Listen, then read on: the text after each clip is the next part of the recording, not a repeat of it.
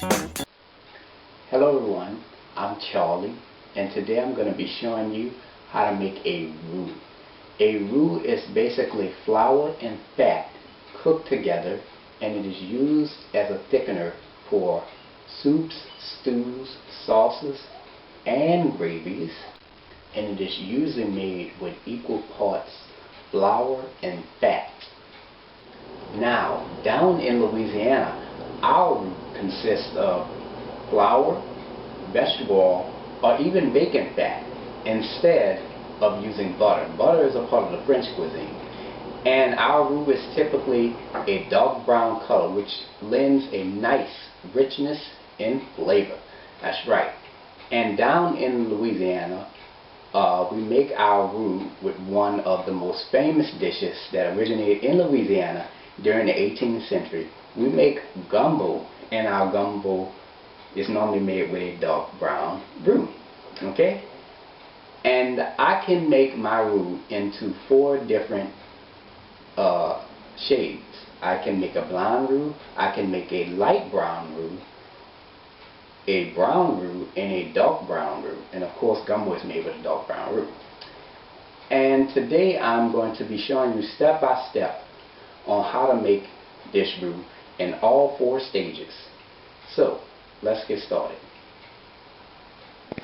Okay, this is all what you're going to need to make your roux, and we're going to get started with our ingredients.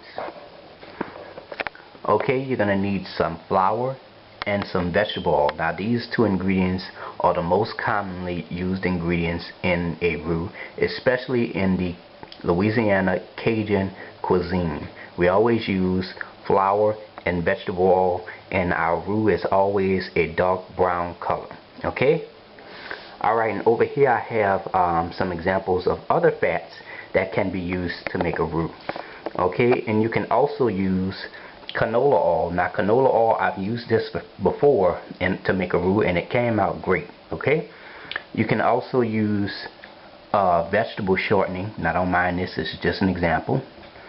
And a good quality butter, salted or unsalted. Now as part of the French cuisine, they always use a good quality butter to make their roux. Okay? Alright, and also you can use any type of meat drippings. And here I have some pork fat. Of course this is frozen, and at any time I can take this fat and make any type of gravy. I can make some smothered pork chop with this. Okay? And also you can use lard for this recipe. Alright? Okay, and to make our roux, I'm using a non-stick pan with a wooden spoon. Now you're not going to use any type of silicone or anything like that. You have to use a wooden spoon, especially if you're using non-stick. It is important. Never use metal with non-stick surfaces. Okay? And you can also use a cast iron skillet. Okay, and if you are using a cast iron skillet, you can use any type of tool that you want. You can use a wire whisk, you can use a wooden spoon, anything will work perfectly if you have a cast iron skillet. Okay, as long as you don't use that silicone or plastic. Remember, roux is a high it's cooked at a very high temperature, and it will melt. So never use any type of plastic or silicone when making a roux. Okay? Alright. And there we have it. Alright, before we get started with making our roux, you want to make sure that you turn your kitchen exhaust fan on. And this will help filter some of that smoke caused by the roux. Okay? And also, this is optional. I've placed a fan inside my kitchen window to let some fresh air into the kitchen, and this will also help with the filtration process. Okay? Alright, to get started, we're going to go ahead and preheat our fire to medium-high heat. Okay, so in a large non-stick saucepan, we're going to go ahead and add 1 cup of oil, and we're going to let this oil get hot for about 2 to 3 minutes. Alright, it's been about 2 to 3 minutes. Now we're going to go ahead and add 1 cup of flour. And we're going to go ahead and mix that in. And we're going to mix this until it's well combined.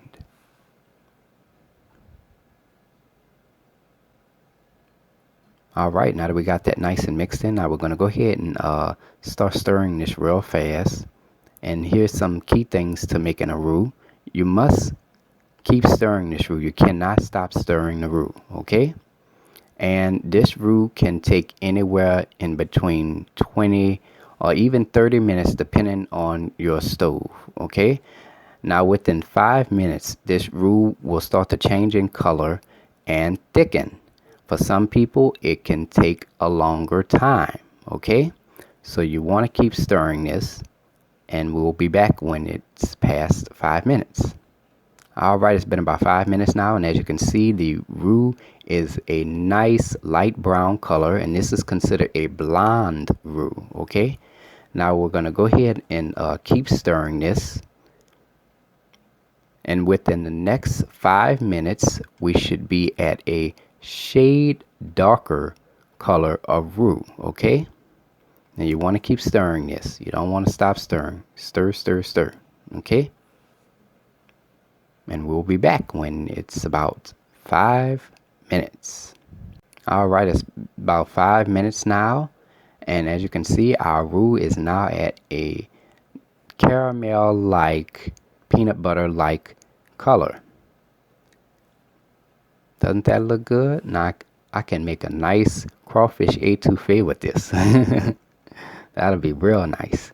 But we're not going to do that. We're going to make it a shade darker. We're going to make this a brown color now.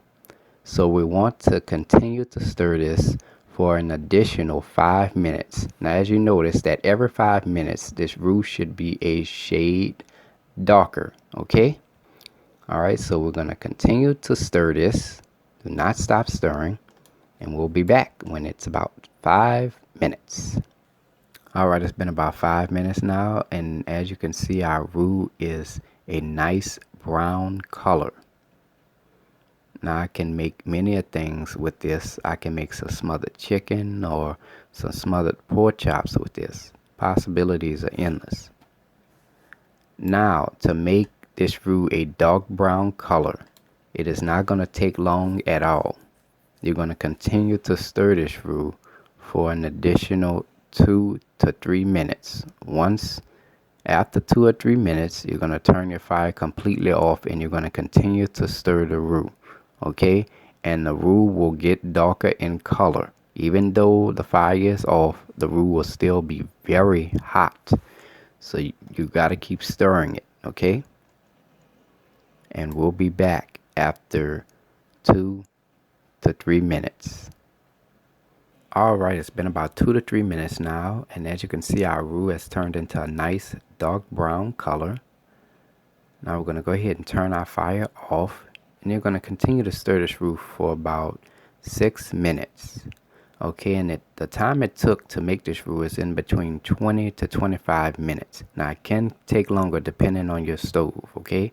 And once you're done, you're going to set this roux on the side and let it cool completely. Now to store this roux, you can either use a glass jar or you can use a plastic container. Now I'm going to use the plastic container. Now you can store this roux and use it at any time. Okay, now we're going to go ahead and pour this roux into our container. And look how wonderful and beautiful and smooth that is. Look at that. Now I think I'm going to make me a nice pot of gumbo with this. Alright, and there we have it. Roux made by a New Orleans native.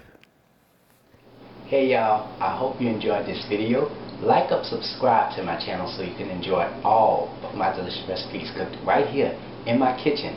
If you have any questions or comments, please post them, or you can email me at charliethecookandrews@gmail.com. You can also contact me on Facebook, www.facebook.com/charliethecookandrews. And last but not least, you can also check this recipe along with all of my other recipes at www.charliethecookandrews.webs.com. And until then, take care, and I hope you all have a blessed